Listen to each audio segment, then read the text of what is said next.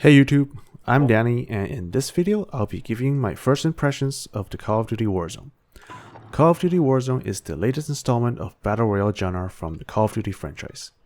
Specifically, Warzone is built on top of Modern Warfare and it is free to play. Warzone consists of two game modes, Battle Royale as we all know, and then Plunder. My main focus will be on the Battle Royale mode, but for those that are interested, Plunder is a game mode where the team with the most amount of money collected wins. There will be a 2-minute timer that starts when the team collects $1 million. Anyway, so back to Battle Royale. Like any Battle Royale games, you start in a waiting area where everyone gets a loadout and you can shoot people if you like. There are a total of 150 players in the map. Pretty crazy, huh? Of course, because of the amount of players, the size of the map is also a lot larger. However, there are plenty of ways to get around as there are vehicles and even helicopters that you can ride on. Given the size of the map, I have to say that the gaming experience doesn't feel slow at all. Unlike PUBG on big maps, where the people just camp and there's not a whole lot of action. I think it has to do with the other features that they added, which I'll get to later. Everyone starts with a pistol and 2/3 armor when they jump out of the plane. I really like this feature because I can't remember how many times I get killed in PUBG because of bad luck in the starting loot. At least this way, everyone has something to defend themselves with at the beginning. The looting system is simple, and I guess that has to do with the fact that Modern Warfare has crossplay enabled, which means that the design has to account for console players as well. You don't have to press the key to pick up bullets or cash. The only thing you need to click on is the guns and the perks that you really want. Where are we on? The shooting mechanics is like regular Modern Warfare multiplayer, where if you play Ground Wars, then the feel is not too different, in my opinion. Moving on to the performance of the game. First of all, make sure you have plenty of space available on your computer. This game is massive. Also, I know some people that struggle to play the game or have conflicting performance issues with software like Discord, and I think it has to do with the CPU and RAM. I have a Ryzen 2700 and 16 gigabytes of RAM. When I play the game, my CPU usage on the game is easily 50%. People here, I think. And my total RAM usage with Discord and other software in the background is easily 90%. Hardware aside, let's focus back on the gaming experience. The game feels very smooth considering the fact that it has 150 players and all the map details it has to render. I don't know what the tick rate is for Warzone, but I personally haven't felt a great deal of difference compared to the regular multiplayers. I know people on Reddit have reported that Warzone feels sluggish, but I haven't experienced that. It might be because I'm playing on PC and I have the luxury to fine-tune the graphic settings to optimize the gaming experience. Alright, let's get to some of the unique features that I think set this game apart from the other Battle Royale games like PUBG or Apex Legends.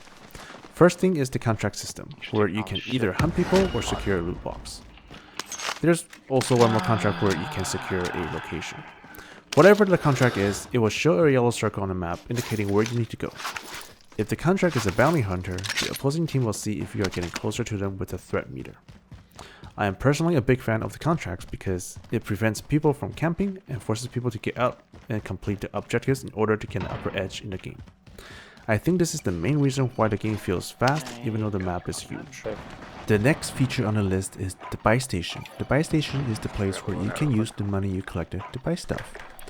Now, the stuff you can buy are armor plate bundle, shield turrets, cluster strike, gas mask, precision airstrike, UAV, self-revive kit, munitions box, loadout drop marker, and teammate deployment. Now, I originally thought that this would be a huge mistake to buy like perks or buy bonuses for the team, but in reality, it's actually pretty well balanced.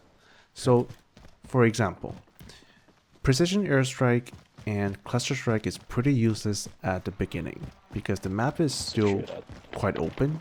The circle is huge. There's no reason to use it. Shield turret, I can't imagine when you would use it. So most people will probably buy the armor plate bundle, which grants you a full 5 stack, or the UAV, which shows you if there's a nearby enemy, right? Okay. So overall, I thought that was pretty well done. 2 blocks. Ever since Apex Legends was the first mainstream Battle Royale game to introduce the concept of reviving, I wonder what Modern Warfare Warzone would do. And behold, they introduced Gulag. I thought the concept of Gulag was pretty interesting. So, when you die, you're queued up inside a prison cell to fight in the Gulag. The mode is basically a 1v1 gun game where the winner goes back into the game and the loser sits out. So, if you lose, the only way you can come back is if your teammate gathered enough money and buys you back at the cashback. Very interesting, right? Yeah, something's different. Because Apex Legends, you just have to collect the badge and go back to the revive dropship location. So, something different. You only get one Gulag chance in the entire match. So, if you're in a Gulag, you better make it count. The next thing I wanted to talk about was the perks. When the perks was announced that it would be in Warzone, this was the biggest skeptical area that I had. I can smoke off because I was never a fan of having perks. Wait, I felt like the game should be played raw and naturally.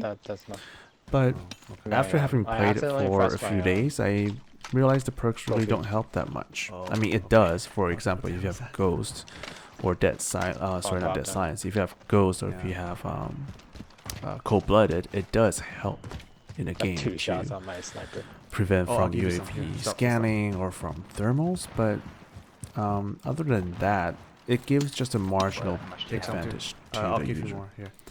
Take some. Plus, the only way to get the perks is to buy the loadout drop crate, so it's not like you get it for free.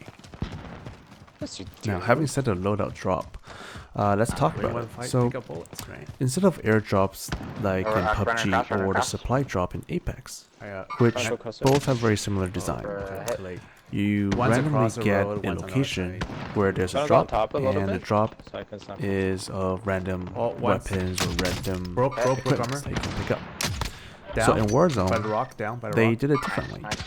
Instead of relying on the RNG, it's called loadout because it gives you your loadout. So before the game, you can go to your weapon loadout and customize what you want to use within the match.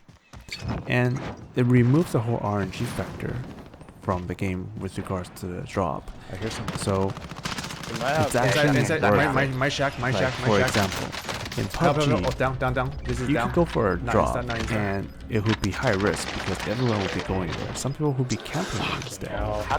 But if you go there and you get a shitty gun, then you're screwed. What the fuck? This is knock too. Holy, but having said all that, some people like the PUBG style or the Apex style drops because it's high risk, high reward.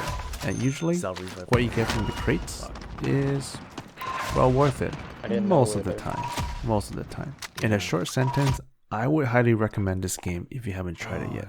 Go download it and give it a try. It's free, nothing to lose. Let me know what you think in the comments below.